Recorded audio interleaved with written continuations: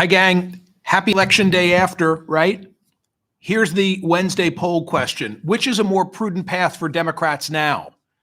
Which is a more prudent path for Democrats? Is it the Abigail Spanberger Virginia model, the Mikey Sherrill New Jersey model, the two of those combined, Spanberger and Sherrill?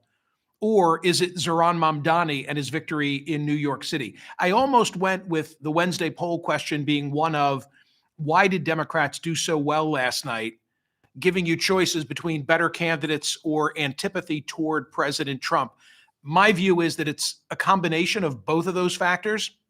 But I thought that given the nature of our poll results, it would have been so lopsided with people selecting antipathy toward Trump, which I think played a role, but is not the primary factor of what we saw in last night's elections. I'll be at Parx Casino tonight. Yeah, at long last. It's funny how you put something on the books months in advance and you think about it, but it's in the back of your mind, and then all of a sudden, like, wow, here it is. That's how I feel. I'm excited because tonight is if I say it's like the second annual, that's going to obligate me for a third, isn't it? But for the second year in a row, it's stories and cigars with Smerconish, something totally different than what I normally do on radio or on television or in my live speaking. We take it down a couple of notches. The stories are mostly true and intended to be engaging and fun. But every night is a mingling opportunity at Parx Casino. Action, entertainment, the Excite Center, sing-along brunches, Latin dance nights, country line dancing, comedy nights.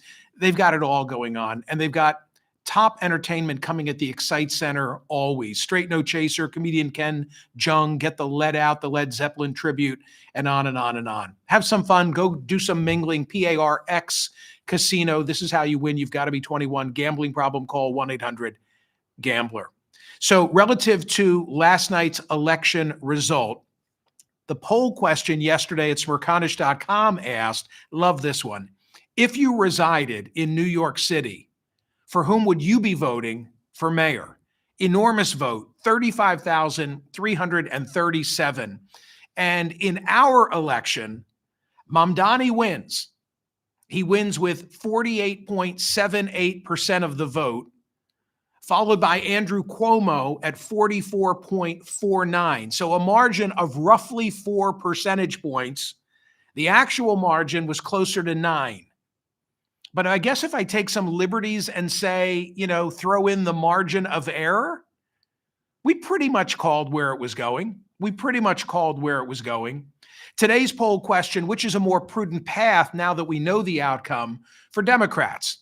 Is it the model of Abigail Spanberger and Mikey Sherrill in Virginia and New Jersey, respectively, or is it Sherrill Mamdani in New York City? Of all of the results last night, there was only one that was and I can't even say a shock to me, a mild surprise. I knew that we all knew, it's been a foregone conclusion that Democrats would win Proposition 50 in California and follow in the path of Texas relative to redistricting. I don't like it. I think it was a mistake for Texas, and I think it was a mistake for California. California's been the gold standard. Governor Schwarzenegger worked so hard to professionalize the process in California. I know by virtue of Prop 50, they say, well, we're going to do this until after the 28th cycle. Who knows if they really go back? And it's just one domino touching off a lot, resulting in more partisan gerrymandering. So I don't like the outcome, but I knew this would be the outcome. Republicans didn't fund it. They must have seen polling data that suggested it wasn't worth it. I'm not surprised that Mikey Sherrill won in New Jersey. Some thought that the margin would have been closer, but the margin doesn't surprise me. Hispanics, one of the stories of this election is the story, and I got into this yesterday with David Wasserman from the Cook Political Report when he was talking about Passaic County in northern New Jersey and wanting to know what was the Hispanic vote going to do. They came back to the Democratic fold. That's what they did, both in Virginia and in New Jersey. That's a big storyline. Spanberger's victory in Virginia, not a surprise. Some people thought that there was some question about what would happen in Pennsylvania. I never discussed it on air. I never talked about the Pennsylvania judicial elections on Sirius XM because I just didn't think there was really a race going on. And why did I think that? Because I should test myself on this and look it up, but I have recollection of one judge in Pennsylvania not surviving a retention vote. It never happens. It never happens. And it didn't happen last night. Mamdani beats Cuomo, not a surprise. I thought it could have been closer. More than 2 million people voted in New York City. That's more than in the last 50 years, 56 years, I think I read somewhere. The mild surprise to me is that the race for Attorney General in Virginia, Jay Jones, was able to stave off the Republican incumbent, Jason Miyares. And I thought that where Jones, remember, he's the one as an assemblyman who had sent out those text messages fantasizing about violence against political opponents. I hoped that he would lose, because for me, I think that should have been a deal breaker. I said yesterday, turn on your television tonight, meaning Tuesday night, and you're going to hear a lot of media talk about what a setback this is for Donald Trump, and they did. Was it a loss for Trump? I think there's accuracy on his part when he says, my name wasn't on the ballot. But the turnout of the elections across the country suggests Democrats were absolutely fired up and using this as an opportunity to send a message of their antipathy and disagreement with Trump 2.0. Cannot overlook that being a factor, especially where CNN had that story yesterday saying that Trump's approval rating is at only 37%, the lowest at any point of Trump as a presidential candidate, president. And it's not an outlier. A lot of the polling has Trump in the low 40s, but pretty close to CNN. So certainly not a good night for Trump. The repudiation most clearly of Trump came in California. But these other races were uniquely local, local angles, different candidates. So it's more complicated than to just say that it was a big blow for Trump. But the other thing that I said yesterday on radio was that get ready for all the conversation as which of these is now the proper path for Democrats. And that's the conversation I'm having today. And that's the conversation a lot of people are having today. From the New York Times this morning, and this is like straight out of what I told you was coming yesterday. The results showed a level of determination and energy among Democratic voters that was missing in the 2024 election. Democratic voters, this time, their candidates were stronger, their campaigns focused intensely on affordability and an intense desire to deal a blow to President Trump. If the huge No Kings protests last month were the shot, Tuesday's election was the chaser. I like this writing, with Democrats showing once more that they could turn out to deliver a powerful vote when Mr. Trump is in the White House.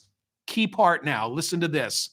Yet for all that invigoration that success brings, the Democratic Party still hasn't coalesced around a coherent political identity or a clear electoral playbook that can win in swing states and safe states alike.